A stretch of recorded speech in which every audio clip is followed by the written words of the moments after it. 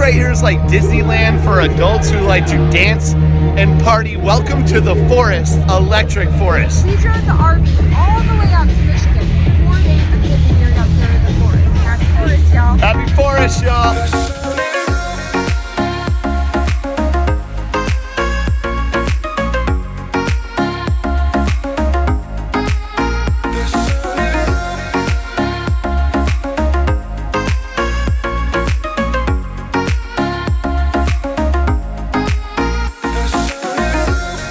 Travel day number 1 has us headed to Charleston, West Virginia, which is a little less than halfway to Lake Michigan. One thing that we try and do when we're traveling on roads we've never been on before is match our regular phone GPS with the RV Trip Wizard app, because it'll let you put in the dimensions of your RV. And our biggest concern when being on roads that we've never been on before is low bridges that we're not going to clear. So drive time today is 7 hours GPS, but with a couple of gas ups and potty breaks, it's probably more like 8 hours.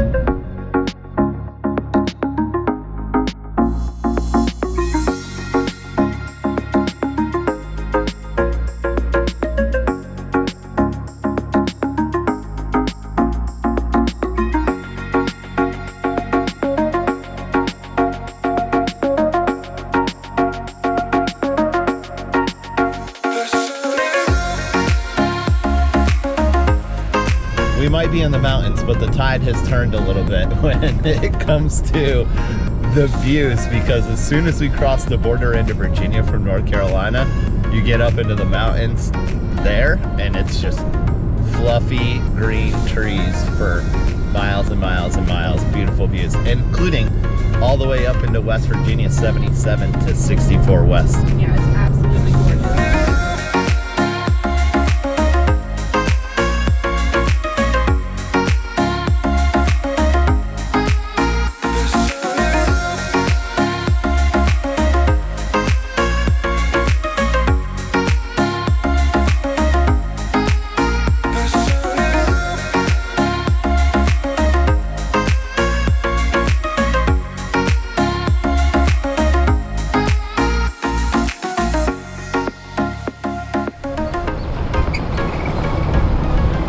Us.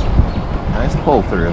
Old Rex the KOA man got us all settled in. I don't even think we're gonna disconnect tonight, and it feels weird to say that because it's normally so automatic, but we're pretty level right here. Yeah, I think it'll make it real easy in the morning and too. We're just pulling out pretty early, so.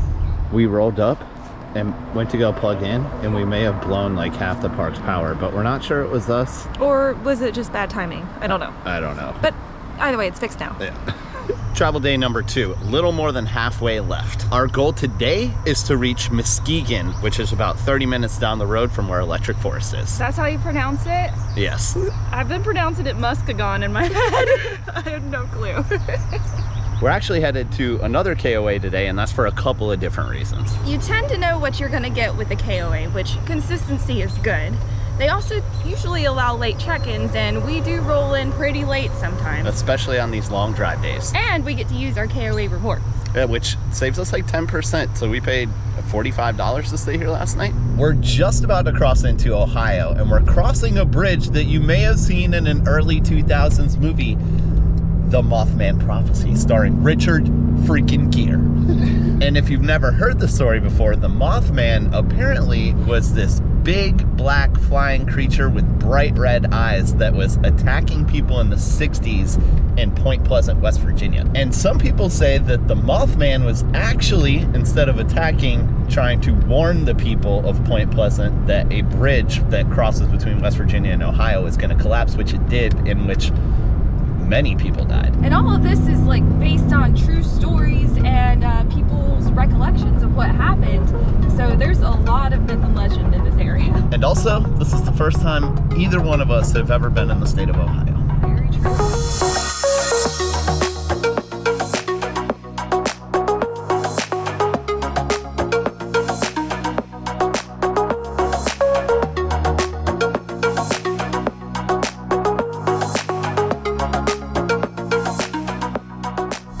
As we figured, we are checking in late. Good news is it's summertime and there's still light, because parking in the dark kind of sucks. we're officially done with the 8+ hour drive day. So we're just gonna chill, have a drink by this lake pond thingy, and hit the hay because we got a big day tomorrow. Yeah, this time tomorrow we will be in the forest and I am so excited. It's gonna be fun.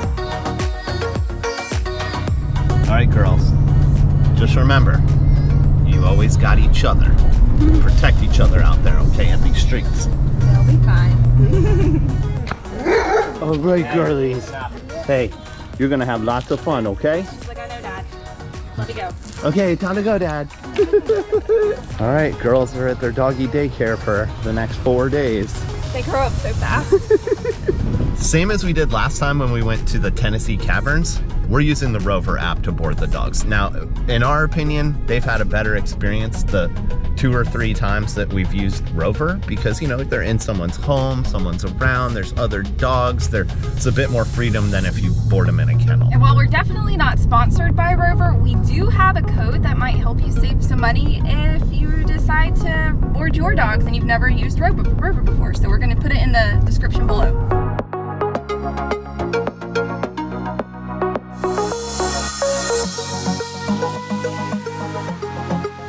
So for an event like Electric Forest, they make you clear out of the truck, clear out of the RV. They do a quick little search. Obviously, they're trying to keep people safe, but honestly, they checked our entire thing in less than 5 minutes. So we got through pretty quick. We did unfortunately have to check the bikes. That makes me a little nervous. They do not allow bikes inside the event. But this is not their first rodeo and they have a very good system. We have a reference number. They put a piece of tape on both the items, so we know that we should get our items back when we leave.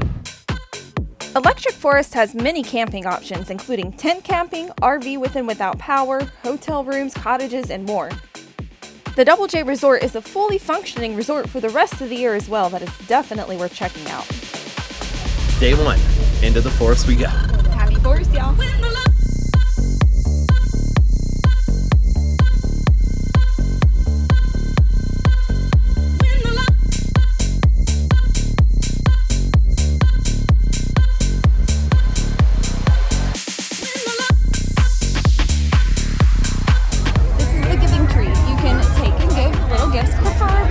Not plastic, but you know, whatever you see.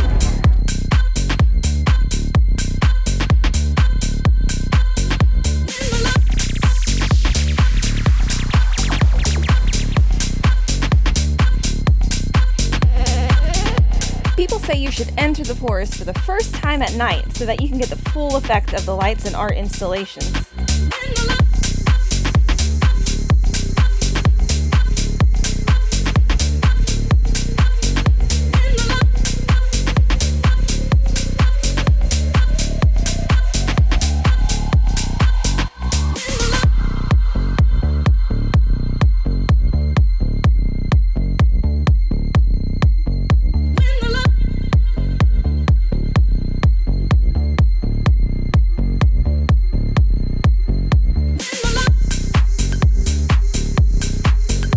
Electric Forest covers over 100 acres and contains 6 stages, not counting the secret stages with secret sets that you could stumble upon at any time.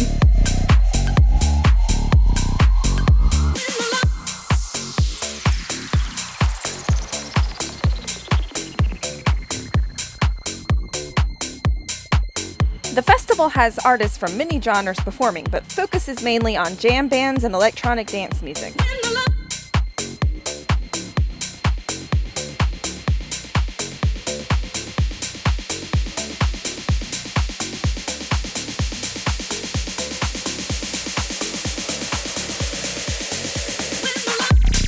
Over 70,000 like-minded weirdos like us visited this festival in the little town of Rothbury, Michigan this year.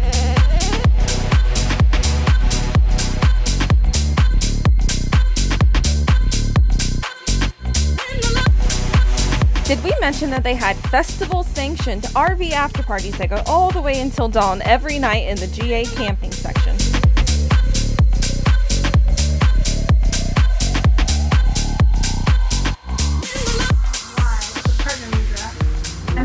A little bit to the right, and then you wrap your arms around them, and the name is called a hug, the ancient Sanskrit term called hug.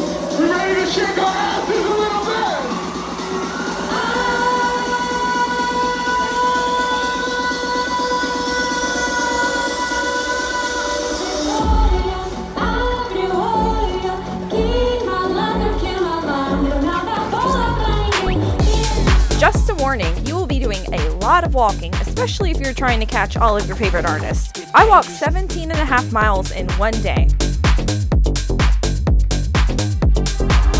People are so freaking nice here. Thankfully, they also offer bus and rickshaw options for people who camp a little bit further away. The festival grounds are also covered with a ton of dust, so make sure you come prepared with a face covering of some sort.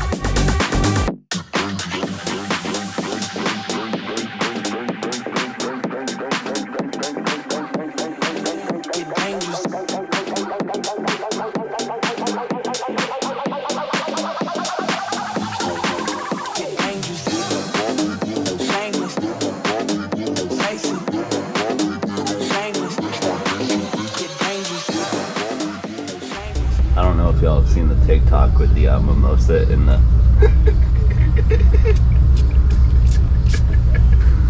little spray of orange juice in your mimosa. Pretty good little setup we got here, Victoria, with the clutch breakfast with no power, just propane.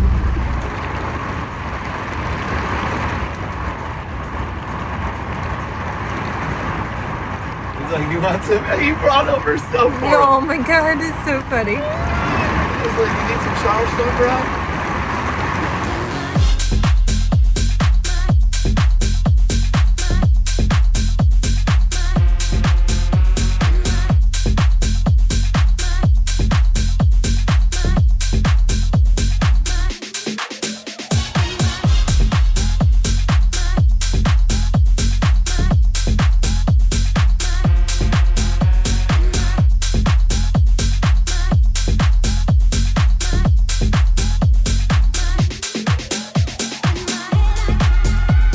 Electric Forest is a 4-day festival and a true test of endurance. Make sure you drink plenty of water, eat some food, meet new friends, and just let loose, because remember, no matter how silly you feel, you are definitely not the weirdest person there.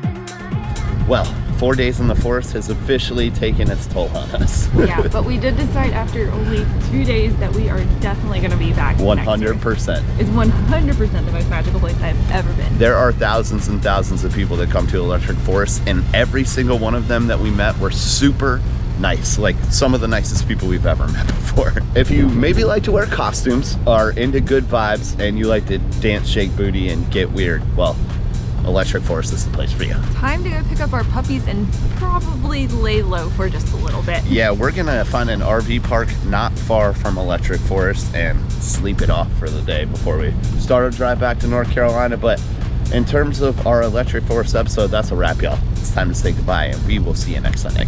Bye. Bye, y'all.